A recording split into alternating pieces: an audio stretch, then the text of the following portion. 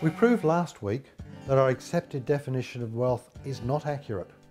You recall Wikipedia defines wealth as an individual, community, region or country that possesses an abundance of such possessions or resources is known as wealthy.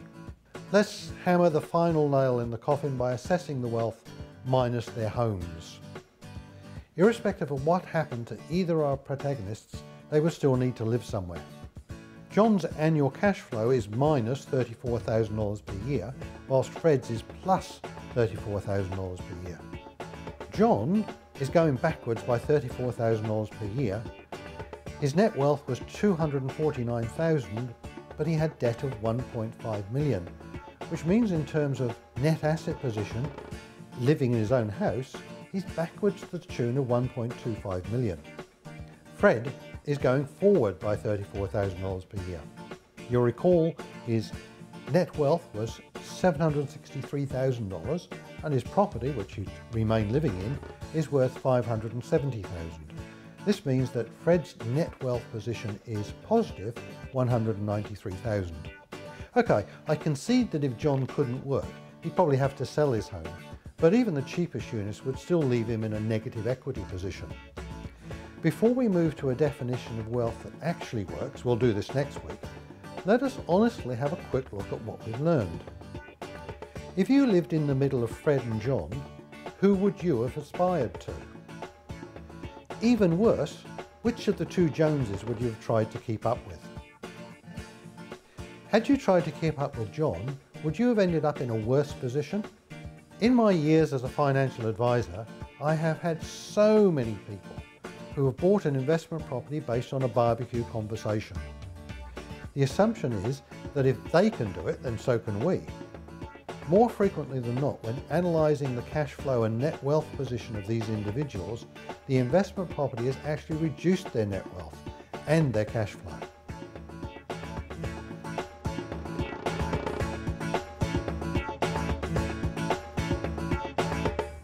Welcome back. We're completing the show on risk with a reverse interview. You know how that works.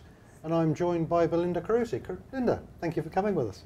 Thank you for having me. You're a personal trainer. Tell us something about your business. I'm a personal trainer. I have been doing it for 3 years now. I do children's training. I do women's boot camps, mums boot camps, and one-on-one training. I love it.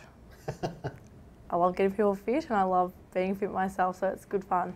Okay, that's cool. Well, you've agreed to help us with the reverse interview, haven't you? Yes, I have. So you've had a look at the sections before you. What first question is it that springs out of it for you? So I don't have a family. What insurance should I have? The fact that you don't have a family means that you probably don't need to consider life insurance at this stage. But you are earning an income and you rely on that income to support yourself. Therefore, you do need income protection, in my view. Mm-hmm. What that means is that should something happen to you, then you're getting regular income in so that the people who care for you, probably mum and dad at this point, I don't know, or boyfriend, have got the support they need to look after you. So income protection is essential. Trauma insurance is nice. Okay, people of your age sort of say sometimes, well, I don't know, I need trauma insurance, I'm not going to have a heart attack, stroke or cancer or anything like that. But trauma definitions run to, I don't know, 34 or 35 separate events, and lots of them are youth related. Mm.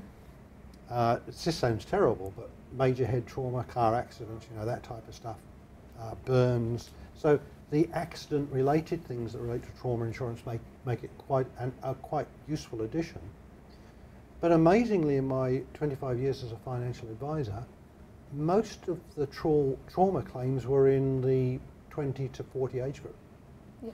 Now that could be because the older people didn't have it, I don't know.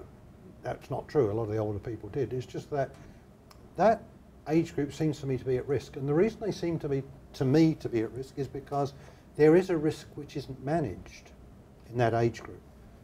You know, when you get grey hair, you say, oh look, I probably need to start thinking about my health. But you know, when you're young and strong and fit, you say, hey, why bother? I'm invincible.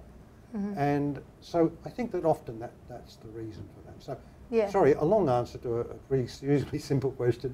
You probably need to definitely have income protection and consider having trauma. Cool, definitely. Especially because for us anyway, I've noticed I used to live and work at the snow as well. And there was a lot of trauma accidents, like a lot of people actually did have brain damage and stuff from jumping off. So. Well, they needed brain damage to jump off some of that Yes, stuff. exactly. I'm currently building a business. How does income protection help me? Okay, yeah, again, that's a really good question. Income protection is tax deductible. It's tax deductible to you as an individual and to the business. Now, probably at your stage in business, you are a sole trader. Yep. So you and the business are actually the same thing. Yep. So all that really means is that you can get income protection, and that would be deductible, both to you and the business, all because they're the same, which makes that really useful. Mm-hmm. Trauma insurance isn't deductible. Okay, now there's a reason for that, and we covered that in the first segment of this series, where when you have a deduction, the benefit you receive is taxed. So if you get a deduction for your income protection payment and you actually receive an income protection payment, the payment you receive is taxed, like any other income in Australia. Okay. So therefore the premium for that insurance is deductible. Yep. Trauma insurance isn't taxed on receipt, therefore the premium that you pay in relation to trauma insurance isn't deductible. Okay. So another long question to a simple question, long answer to a simple question, huh? Yes. Try another one. What's the cheapest one that I can get? Okay, where do you think you might look for insurance? Online. Okay, that's what you told me. So I had one in the oven prepared. Oh. Okay, so what I did was I went to an advisor site called Risk Info. Yeah. And Risk Info it's really an advisor site. It's not really available for consumers, but hey, it's there, why not use it? And I searched on their quick quotes for a 35-year-old male electrician wanting $500,000 worth of insurance. Mm-hmm. So the range of covers goes from $29 to $32. Yep. So that's across all the insurance companies that offer insurance in Australia. And they're the ones who deal through intermediaries, advisors. Mm-hmm. Okay. So that was my starting point.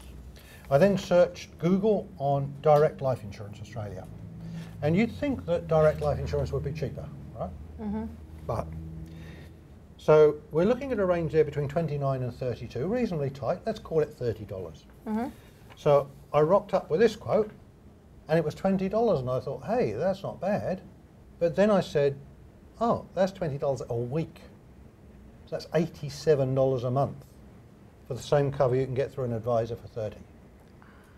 So I thought, well, that might be strange. So I did another one. This one is $42 a month. Not quite as bad as 87, but still a little bit more than 30. Mm-hmm. These all came off the front page of the search I did. So my search was Direct Insurance Australia, Direct Life Insurance Australia. So these are all off the front page. I'm trying not to be biased here. So here's another one, $44 a month. Again, cheaper than 87, but here's another one. This one is $51 a month. Okay, so in answer to your question, which you thankfully let me know you wanted to ask, otherwise I wouldn't have been prepared, the last place you'd probably look is on the internet. Mm-hmm. The first place you would look is with an advisor maybe. Yeah. And we've had a number of advisors through the show, and all of them would be willing to help. Yeah. So if you're after insurance, go to the website and look up the bios, Okay. and then someone's close to you, at least they're nice people, right? Yeah. You have to develop an interaction with them. Yeah, definitely. But the purpose isn't to sell business for advisors. The point here is that I think that the trust that these companies develop through advertising is not being honoured in their prices. Definitely. I did have a quick look at the second page of Google, and where there was a manufacturer selling directly, it was in the same range, 29 to 30. In fact, I found two, and they were 30 and 32. Right? But now I asked the question, why would you go and seek insurance if there's someone who has great expertise in this area who can offer you a superior product at a cheaper price? Why would I search it on the internet? Why would you go to the internet when that was an alternative? Well, I wouldn't. That's good. Well, if I knew. Look, thank you very much, Belinda, for That's coming okay. and sharing your smile with us and your questions, which are really good. Thank Yes. you. Thank you for having me. No worries.